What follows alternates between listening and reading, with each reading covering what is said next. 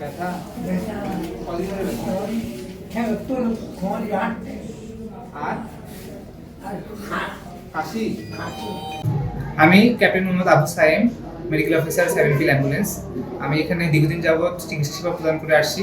বাংলাদেশ সেনাবাহিনী শুধুমাত্র শান্তি শৃঙ্খলা নয়, আমরা চিকিৎসা সেবার মাধ্যমে আমাদের এখানকার পাহাড়ি জনগোষ্ঠীকে আমরা সেবা প্রদান করে আসছি। আজকে আমরা 37 জনকে বিনামূল্যে ওষুধ দিব এবং সাথে আর্থিক সাহায্য প্রদান করব, যাতে তারা উন্নত চিকিৎসার জন্য চট্টগ্রাম মেডিকেল কলেজ সহ ঢাকা পর্যন্ত তারা যাতে যেতে পারে। এবং আমরা সর্বদা চেষ্টা করি যাতে আমাদের এখানে হাসি মুখে তারা আসে এবং সবসময় যাতে তারা হাসি মুখে ফেরত যায়।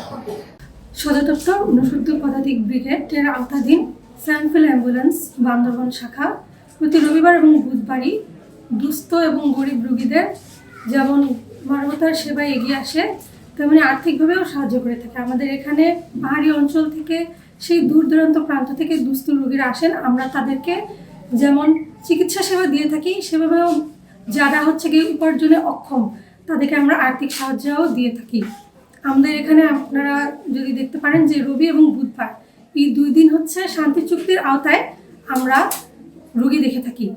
যারা যেখানে পাহাড়ি রোগী থেকে শুরু করে আমাদের এখানের ধর্ম নির্বিশেষে সকল ধরনের রোগী আমরা এখানে সাহায্য করে আসছি।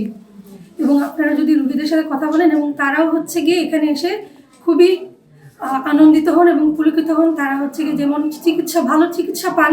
টানা তৃতীয়বার অর্জন করেছে দেশের সেরা সুপার ব্র্যান্ড স্বীকৃতি বসুন্ধরা টিস্যু।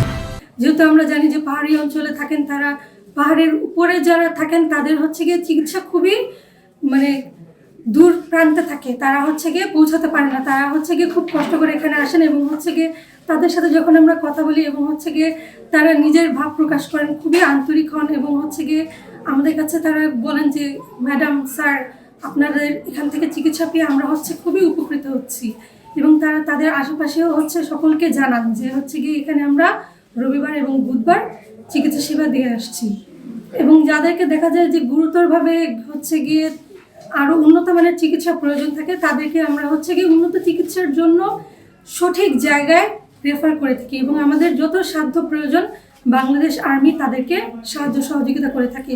এছাড়া আমরা সদর দপ্তর 69 পদাতিক ব্রিগেডের আন্ডারে চিকিৎসা সেবা ছাড়াও যাদেরকে আর্থিক সাহায্যের প্রয়োজন তাদেরকে প্রতিনিয়তই সাহায্য করে যাচ্ছি এবং আমাদের চেষ্টা থাকবে তাদেরকে আমরা সর্বোচ্চ সাহায্য সহযোগিতা যেন পরবর্তীতে এবং ভবিষ্যতে এভাবেই আমরা নিজেদের কার্যক্রম করে যেতে পারি।